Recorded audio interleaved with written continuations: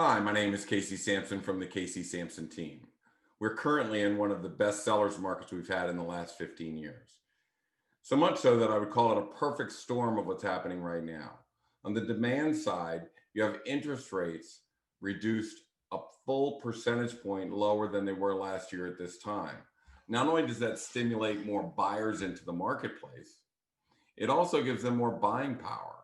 For every point drop in interest rates, the buying power increases by 13%. So if somebody qualified for a $750,000 house last year, they had the exact same payment and they could buy an $850,000 house this year. So interest rates are a driving power in any real estate boom market. We also have some significant job growth in Northern Virginia. So our demand is also being stimulated by new jobs coming in from Amazon, Amazon Web Services, Google, Microsoft, even Facebook have decided that this area, they've had new locations in Fairfax County and Western Loudoun County. So the demand for housing is now increasing. These people are also coming from areas where prices are a little bit higher than they are here in Northern Virginia. So the demand is being stimulated. It's also being stimulated by a westward migration. People are no longer tethered to their offices. Zoom and COVID have allowed them to work from home. Now, having the ability to work from home means you can be a little farther away. The commute is not as much of an effect on where you buy your houses. You can buy a bigger house, bigger offices, more land, the farther west you go. So there has been a westward migration out into Loudoun County, Western Loudoun County, Percyville, Hillsborough, things like that. So we had a house on the market in Hillsborough that had 40 people come out, and I believe we had 12 contracts.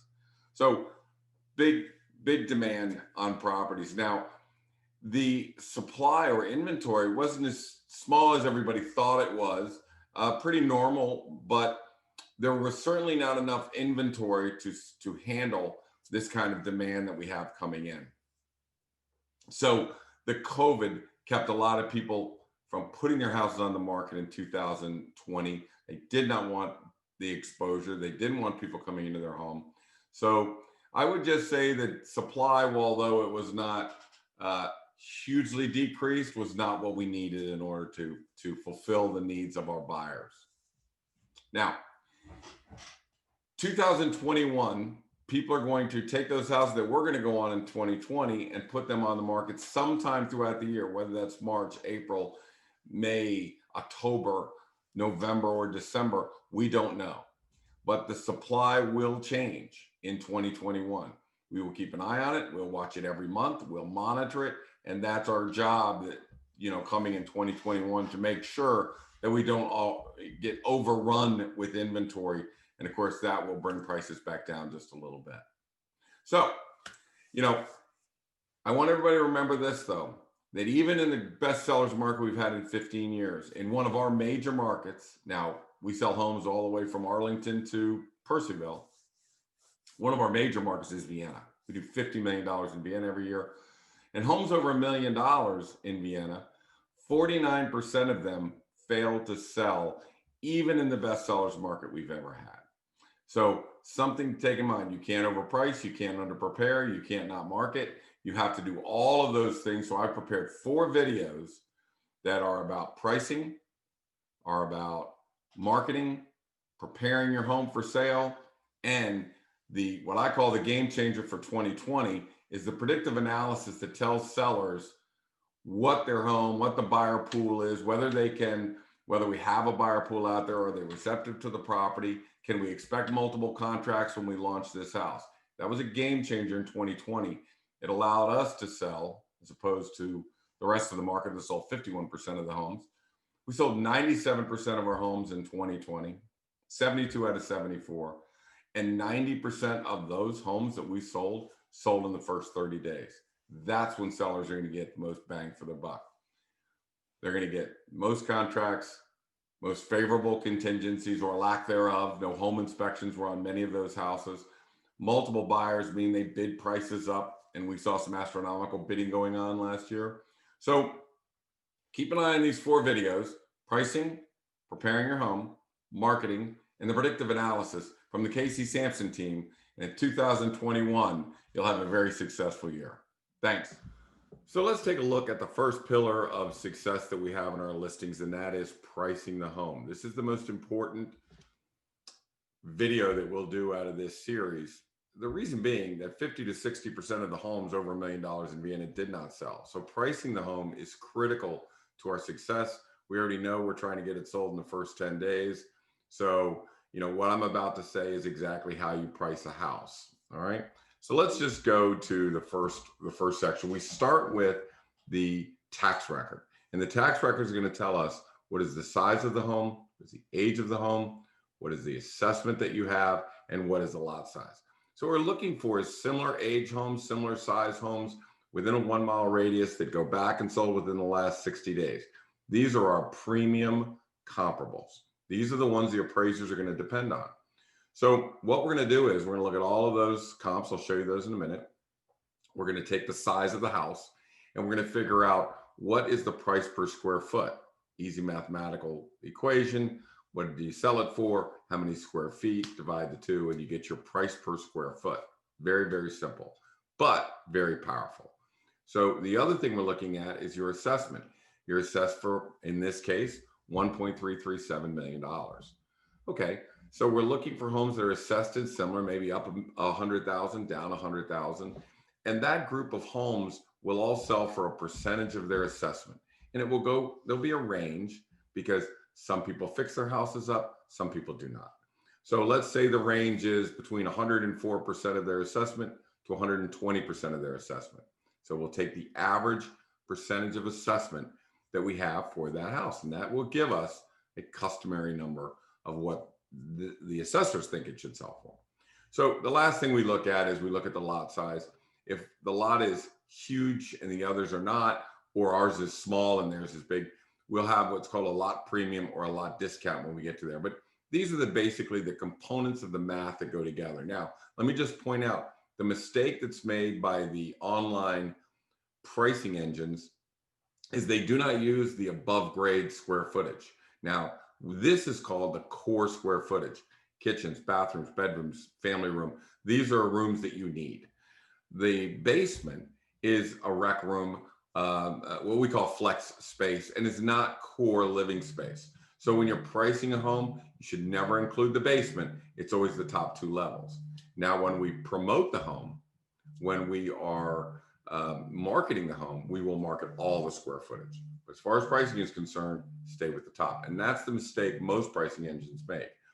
Another mistake they make is they do not use the assessment and go for a percentage of assessment. Well, that's kind of ludicrous because the second most informative person is the county tax assessor.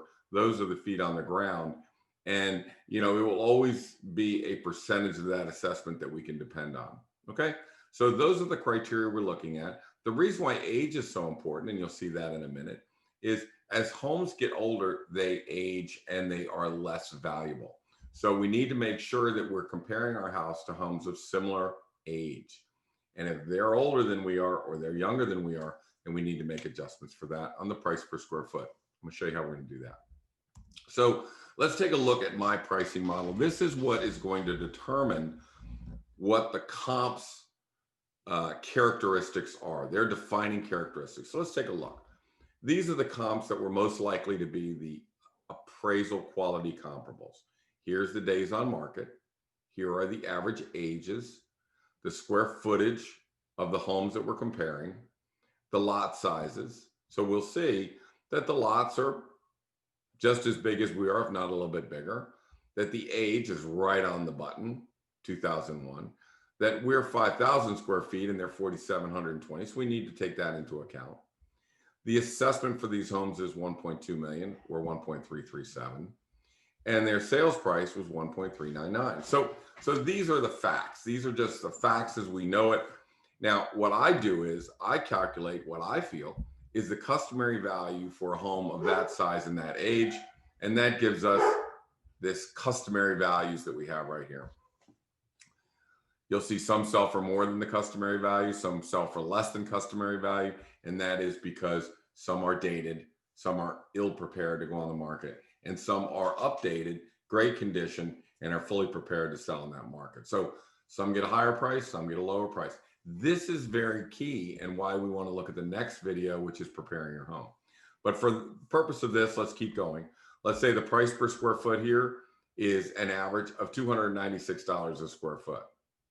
The percentage of assessment is $117 on average, 117% on average. So let's bring those down here where we calculate our assessment is 1.337 times 117%.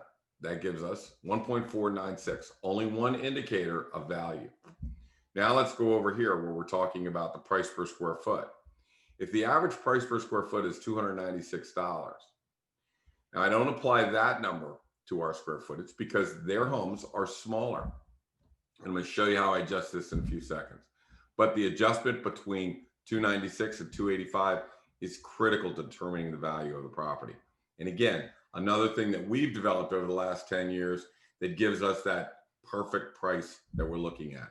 So let's say that we adjust our adjusted price is $285 a square foot, and that brings us to 1.43 million. So I'm off by about $60,000, $65,000 on the difference between the price per square foot indicator and the assessment indicator. So the assessment is an opinion. This is an assessor's opinion of the property. The price per square foot is a fact. So, I always lean towards the facts as opposed to the opinions. So now I would give a little bit more weight to 1.43 than I would to 1.96. When you combine the two, it's 1.463. All right, now we look at that number and we say, okay, 1.463. Now, our major thresholds that we're looking at, that the buyer pools are at, is they'll set their computer to say, give me all the properties under 1.4 million. If you go over that, you lose 2/3 of the market. The next threshold is 1.45 million. If you go over that, you lose another 2/3. So you need to stay under major thresholds, 1.4, 1.45, 1.5, 1.55. They come in $50,000 increments. The real majors are over, once you go over 100,000, that's when the real major happens. So right this second, we're sitting pretty close to 1.45 is a good number for me to start with as a customary number. Now, let's go back and let's talk about the difference between $296 a square foot and $285 a square foot. The difference in value of the house, $50,000, okay? But it needs to be made. You need to adjust for size, and here's why. So this is a chart that shows the price per square foot of homes that are 2,500 square feet, the price per square foot of homes that are 3,000 square feet, and the price of homes that are 3,500 square feet. So as you can see, the bigger a house gets, the lower the price per square foot becomes. So if you don't calculate that in, if you don't take into account the size difference to adjust for your price per square foot, then you could be off by $50,000. Another thing that the online pricing engines don't take into account, that you need to adjust the price per square foot for size. You also need to adjust the price per square foot for age. A 3,500 square foot house that's new, 2020, is worth 1.45 million. But as it gets older, so if a 3,500 square foot house that was built in 2010, they're worth 1.337. If it was built in 2000, it's 1.2. So it's falling 1% per year for the first 20 years. Then it will level off a little bit because people start, remodeling and bring them into, 2020 standards. But you can bank that if you have a house that the comps are older or younger than you are, you need to make that adjustment as well. So for the purpose of this, we've just adjusted the price about $10 a square foot because the comps are smaller than our house. So we're looking somewhere at about 1.45 million as a customary number. Now we leave the math and we come into the experience of an agent or agents that work in this market every day. They know what the customary value is. Is this a customary kitchen or is this an extraordinary kitchen? Is this do we have updated master bedroom bathrooms? Do we have any exterior things that have been done, pools, decks, patios, screened in porches? what have we done? We put in $200,000 worth of landscaping. So we need to start at 1.45, and then we need to move ourselves up the ladder if our updates and condition warrant it. So in this case, if we're above average, we probably go to 1.5. We go from 1.45 to 1.5 because we put in maybe a kitchen or a master bedroom, bathroom. Maybe our floors have just been redone. We have current paint. We look updated. We are an updated house. We are a transitional house, is like what we like to call it. Now, let's say somebody went overboard. Let's say they put in an extraordinary amount of upgrades. The kitchen, they went crazy on. The master bedroom, bathroom, they really overspent on it. They put a big pool in the backyard and they have massive amounts of upgrades. There are different ways that we handle that, but basically we would go 1.45 customary, 1.5 if we're updated, maybe 1.55 if we're extraordinary. And the way I handle it, if it's really extraordinary, we had a house that was worth 1.6 million and the seller had put in $800,000 worth of updates. Now, I deem that those updates, most of which were really valuable, so all buyers would want them. So what we do is, those are called capital improvements. So what we give them is half of the value of their upgrades. They're not going to get 800,000 in value, but they're going to get 400,000. So I arrived at a number of $2 million. Now, the air up there is very thin. There's very few buyers out there at 1.2, especially in the school district we were in. So we had to be very, very clear on where we were, articulating what our upgrades were, that we had $800,000 in upgrade. Don't you know we sold that $2 million house in the first weekend for $2,045,000. Now we could prove to that buyer who was having trouble arriving at a price of how I arrived at that value. So all of these documents you see, when the buyer and their agent are trying to determine what they want to pay for our house, will show up on their doorstep or in their email, and they will see exactly how we arrived at our price. It's called defending the price. Not a lot of realtors are good at pricing homes. Buyers certainly don't know what the house is worth. They don't want to pay too much for the house. But if I can prove through price per square foot, through percentage of assessment, through upgrades and investment that the seller has in the home, that the home is worth it, the buyer's more than willing to pay that number. So when you're hiring an agent, we're really an advocate for the price. We defend the price and we make sure that every asset that we put in that house gets credit. Even if only we get half money for it, we still need to get credit for it. But I will tell you that when we have extraordinary upgrades, that's how I handle it. So the first part of pricing a home is math. It's solid, it's indisputable. We have a range of what the house is going to sell for. And then the talent portion of this, the experience portion of this comes of trying to determine what is customary, what are upgrades, how much are upgrades worth, are we transitional, are we dated? So anyways, moving up and down that scale, but we start with 1.45 million. That's where we start, and we'll go up and down. When I price your home, we're going to start with that number, that customary number, and then we'll go up and down from there. So, the list of upgrades you have on your house, very important.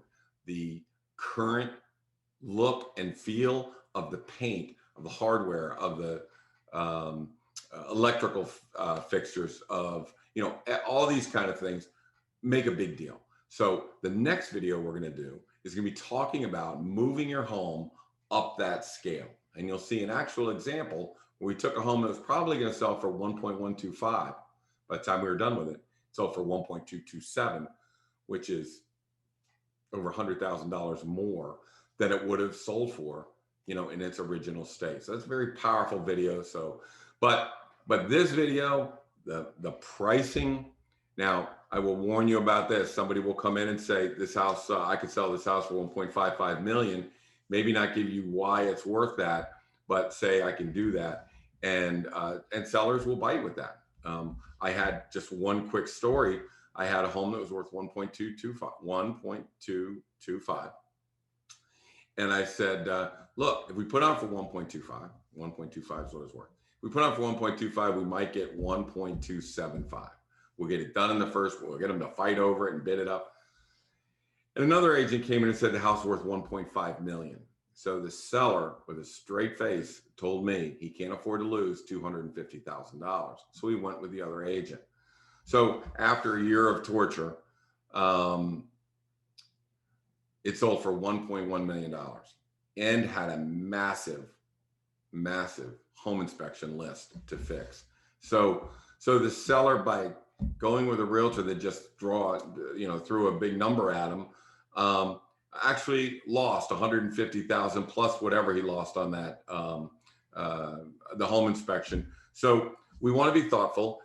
When somebody tells you a price, it's not important to know what the house is worth. It's more important to know how they arrived at the price. So I've just given you 15 minutes on how we arrive at our price. When I see you at your house, we'll go over this. But more importantly, I want to get to that next phase where we can look at the upgrades, the condition, and kind of rate that house on where it would be on that scale. So stay tuned to the next video. Very, very important. It's called Preparing Your Home. But this is Casey Samson, and this was how we price houses.